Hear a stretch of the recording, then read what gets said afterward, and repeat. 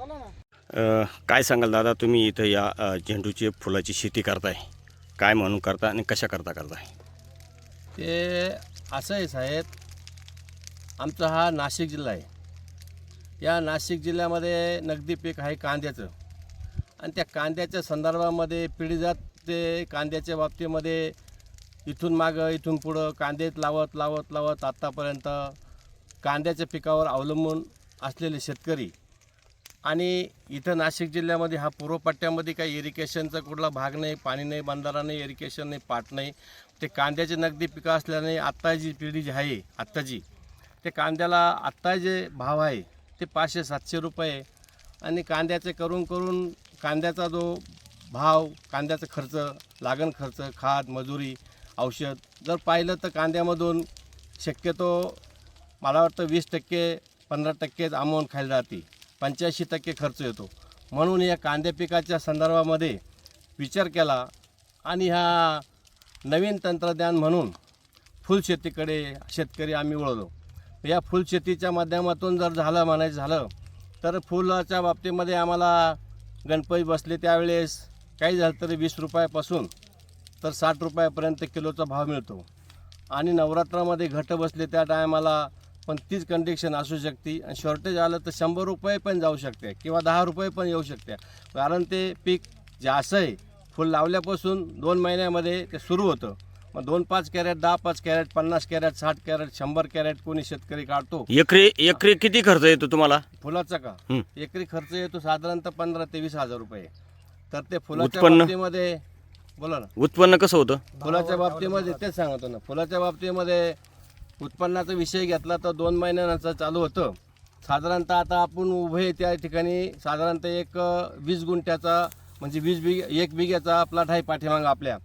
हा जो प्लॉट आहे हा, तर साधारणतः आत्तापर्यंत त्यांना असं खर्च मिनिमम जर काढला तर साधारणतः बिघ्यामध्ये 70-80 हजार रुपयाचा अमाऊंट तयार होतो खर्च जाता.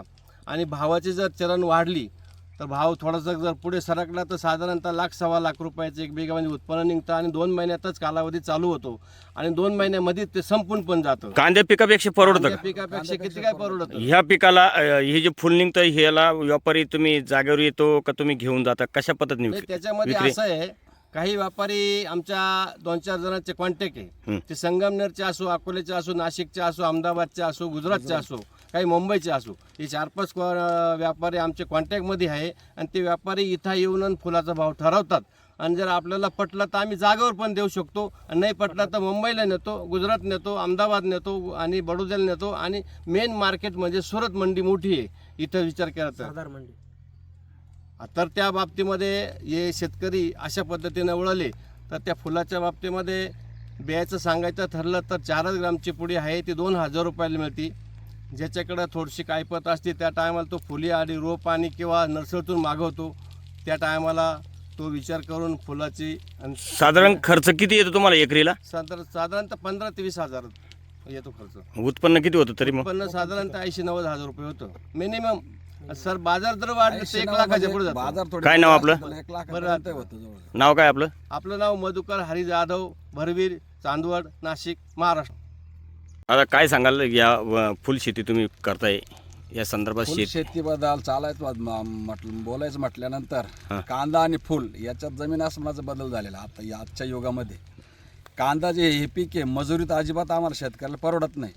आणि फुल हे असे पीक असं आहे का त्याला लागवडीला खर्च कमी, म्हणजे मजुरीच नाही त्याला असं म्हणत तुम्ही. फक्त लावायला सरळ लावून द्यायचं, 2 माणसं 1 बिघा भर आणि 1 दिवसात लावून टाकतात.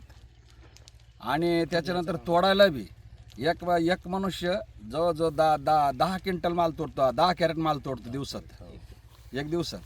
म्हणजे त्याच्यात मजुरी अजिबात लागत नाही फुल शेतीमध्ये आम्हाला.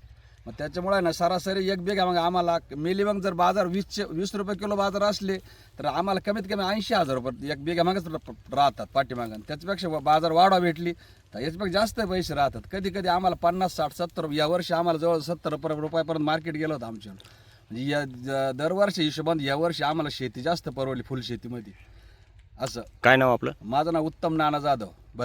काय सांगाल शेतीच्या संदर्भात इथं फुलं पिकवले? शेतीच्या संदर्भात जर सांगायचं झालं तर आपल्या नाशिक जिल्ह्याचं मुख्य पीक हे कांदा होतं. पण कांद्याची मजुरी आणि इतर खर्च जर काढला तर फुलशेती ही सध्या खूप परवडते. आजच साधारण गणपतीमध्ये मी 3च खुडे केले तरी मला 70-80 हजार रुपये झाले. आणि कांदा लागवडीसाठी एकरी 15,000 रुपये लागवडीचाच खर्च आहे. आणि त्याच्यानंतर खादीचं घेतल्यानंतर खादीचा एकरी 5,000चा डोस प्लस औषधं, तर कांद्याला एकरी लागतात 30 ते 40 हजार रुपये आणि फुलांना लागतं एकरी 15 ते 20 हजार रुपये. आणि कांद्याचं मार्केट आजची परिस्थिती बघितलं तर 500-700 रुपये विकत आहे कांदे. आणि फुलाचं बघितलं तर फुलं आज 20 रुपयापासून तर 60 रुपयापर्यंत विकले. मी स्वतः आणि फुलं खुडण्यासाठी मजुरी लागत नाही. दररोज 35-40 जरी कॅरेट खुडले घरची 2 माणसं लावून तरी 35-40 कॅरेट सहज खुडणं होता. त्याच्यामुळे फुल हे पीक कांद्यापेक्षा एकदम परवडेबल आहे आणि रक्कम पण तयार चांगली होते. फक्त फुलांना भाव जर 20 रुपयाच्या पुढे भेटला तर खर्च काढून आपलं घर चालेल असं आणि सर्व हे चालेल असं उत्पन्न तयार होतं फुलशेतीचं. काय नाव?